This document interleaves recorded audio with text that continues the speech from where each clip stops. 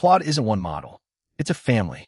And picking the wrong one means either paying more than you needed to or waiting on a slower answer for a task that never needed it.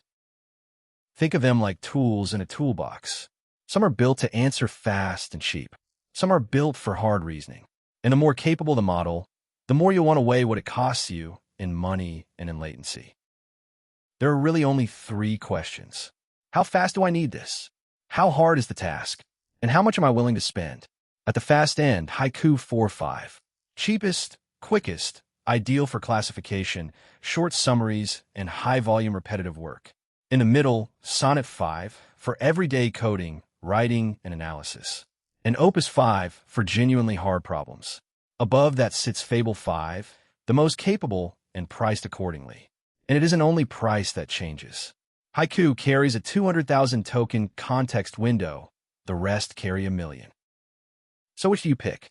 Match the model to the task. Simple job? Take the fast, cheaper option. Normal day-to-day work? The balanced one.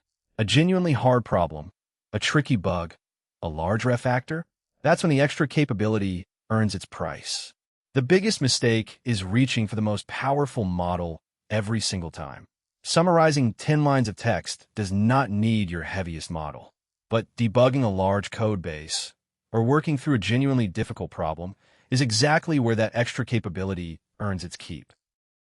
This gets concrete with Claude Code. It reads your repository, plans a change, edits the files, and runs your tests.